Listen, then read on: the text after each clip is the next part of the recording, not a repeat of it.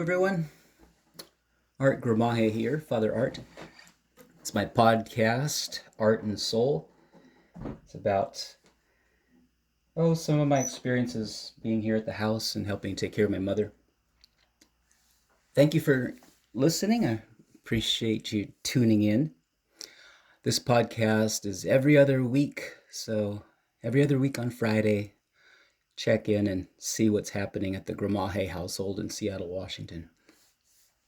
This week was pretty uneventful for the most part, although there was a real wonderful grace. My mother had, 5 siblings. She's the second youngest. The youngest sibling is Remedios. I called her Auntie Remy, sometimes Auntie Mejong is what my mom calls her, just a nickname from their childhood.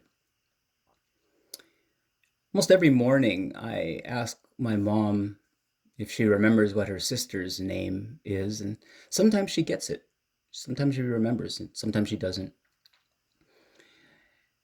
But they were the closest of the siblings. I should say my mother and my Aunt Remy were very close because they're the only two who came to the United States. They both married military men after World War II.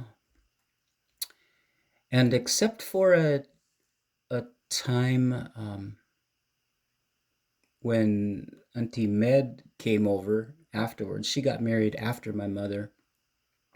We were already living at our house on Andover Street here in Seattle.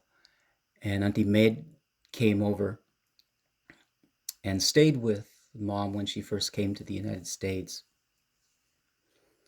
And my cousin Sam Sabas Jr. was born here in Seattle. My Auntie Med is living with her son, Sam, in Lake Elsinore, California. Physically, she's very, very limited, but intellectually, she is sharp. She was a registered nurse for her career, and she still keeps track of her own meds, watches both the Angels and the Dodgers, reads the LA Times. I'm sure that's a very expensive newspaper to have delivered to Lake Elsinore, but worth the expense. So, boy, she is sharp as nails. My mother and I called my Aunt Med. Her birthday was this week. And when we called, I dialed it up and I reminded my mom, I said, Mom, your sister, Meijong, it's her birthday today. And my mom's eyes would light up. And we were waiting for her to answer the phone. And as soon as she answered the phone, I start singing, and then my mom chimes in, Happy birthday to you, happy birthday to you. So we're singing to my aunt on the phone, and my mom is just totally getting into the birthday song. She remembers the birthday song. And then when we got to the to you part, my mom would, Happy birthday to you. Happy birthday to you. She emphasized that while we were singing. And my aunt has a hard time hearing, but she heard that we were both wailing out the birthday song to her, and she appreciated it. My mom has a difficult time holding any kind of conversation, so I think after How Are You, uh, I took over the conversation because it would have been total silence after that. But just my Aunt Remy was just caught me up to what was going on, etc. Since she was the only relative on my mom's side, I mean, sibling who came over, my aunt Med is my favorite. She was the only one. When I was 13, I went back to the Philippines for the first time and met all sorts of aunts, uncles, and ton of cousins. But I was only 13, and the Philippines was totally new to me at that time. And growing up in the countryside, my mom and my aunt, did country girl things, you know, playing in the fields, having to go fetch water at the well. So they shared a lot. Um, I never found this out until college, but my grandfather,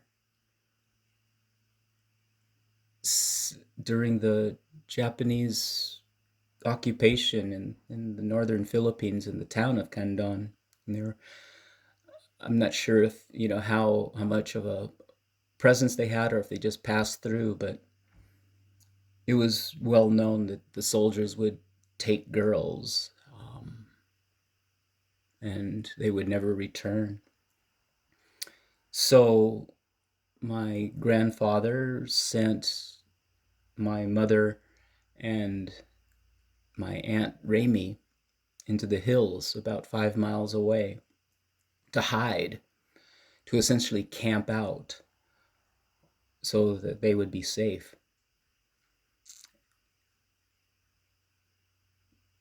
So just imagine, they were young girls, and for 8 months they lived on their own, just making do.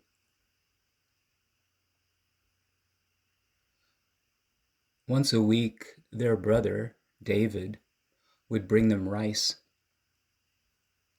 at night so nobody would see him. So that's how they survived. They made a fire, had a pot, had some access to water. They were probably near a stream of some sort. And they would have rice because of their brother, David. When I was born and named, I should have taken my mother's maiden name as my middle name, Ismael. I should have been Arthur Ismael Gramaje, following tradition. But my name is David. My middle name is David. I knew it was because of my uncle David, but I didn't know it was out of deep gratitude for this action, bringing rice to his sisters hiding in the mountains.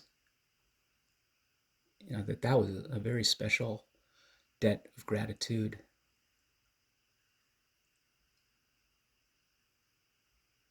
So I'm proud to have his name.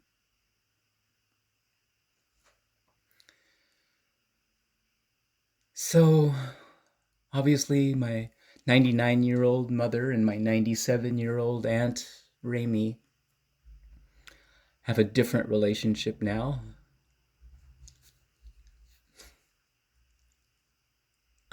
But there are embers there. There are embers of that relationship as it's in its twilight years, months, days, who knows. So that's the highlight of my week. My mother and my call to the aunt here in the United States, my Aunt Remy, or as Mei Jong, as my mom would call her.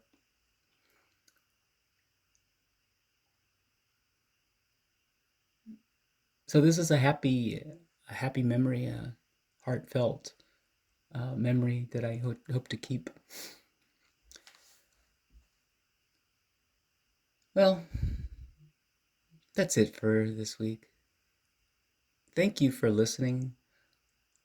Once in a while, pray for me and my mother, and know that you are in my prayers too. And may the Lord bless and keep you.